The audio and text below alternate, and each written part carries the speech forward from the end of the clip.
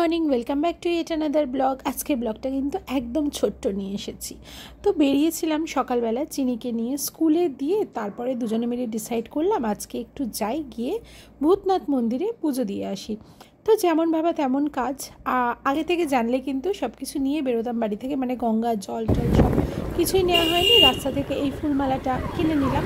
তবুও সৌমেন বলছে যে ভূতনাথ মন্দিরের সামনে নাকি সবই রেডি করে বিক্রি করে। তাও আমার সামনে যখন পাচ্ছি নিয়ে নিই। ওখানে গিয়ে যদি দেখি যে ওখানে কিছু পাওয়া যাচ্ছে না, তখন মুশকিল হয়ে যাবে।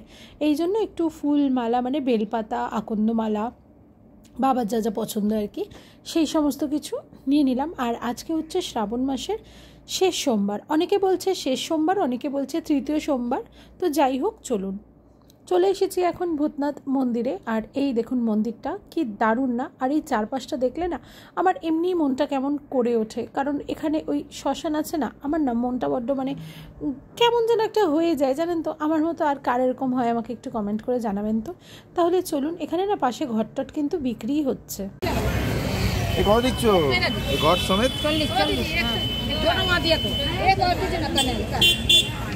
শুধু জল দেওয়া যাবে না, ঘটে করে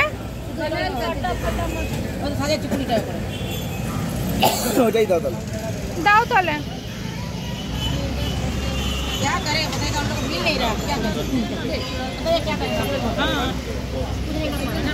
আমি নিয়ে নিয়েছি এগুলো। এবার যাবো ভূতনাথ মন্দিরে, ঢুকবো, বাবাকে জল দেবো।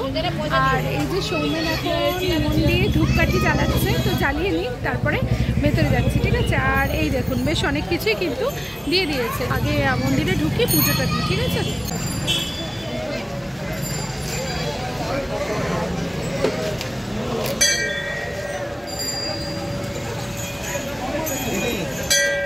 এই দেখুন, এটা হচ্ছে আমার স্কুল, বেথুন কলেজিয়েট স্কুল। কত স্মৃতি এই স্কুলে। ক্লাস 1 থেকে সেই আমি বড় হওয়া অবধি এই স্কুলেই কিন্তু পড়েছি। তো যাই হোক, এবার রওনা দিলাম বাড়ির পথে। পুজো দিয়ে দিয়েছি, কিন্তু পুজো দেওয়ার ওখানে ভিডিও করতে পারিনি, কারণ ভূতনাথ মন্দিরের ভেতরে তো ভিডিওগ্রাফি অ্যালাউ না, আপনারা জানেনই হয়তো সেটা। যাই হোক, শ্রাবণ মাসের সোমবারে অনেক দিনের ইচ্ছে ছিল গিয়ে ভূতনাথে পুজো দিয়ে আসবো, সেটাও দিয়ে কিন্তু চলে এলাম। এইবার বাড়িতে গিয়ে চটপট করে কিন্তু আমাকে রান্নাবান্নাটা সেরে ফেলতে হবে। আর তারপরে সৌমেন চলে যাবে চিনিকে আনতে, রোজকার মতো আরও একটা দিন আবার সেই বিকেলবেলা বসে যেতে হবে কিন্তু নিজের অফিসে। ডেডিকাল লাইফ আছে বলেই কিন্তু আমরা ছুটিটাকে এনজয় করতে পারি, তাই না? রোজই যদি ছুটি থাকতো তাহলে ছুটির কিন্তু মর্ম থাকতো না। যাই হোক, ব্লগটা ওই অবধি রাখলাম। চ্যানেলটা ভালো লাগলে কিন্তু সাবস্ক্রাইব করে দেবেন। আর সবাই খুব ভালো থাকবেন, নিজের শরীরের যত্ন নেবেন, আর একটু কমেন্ট করবেন। আপনাদের কমেন্ট পড়তে আমার কিন্তু খুব ভালো লাগে।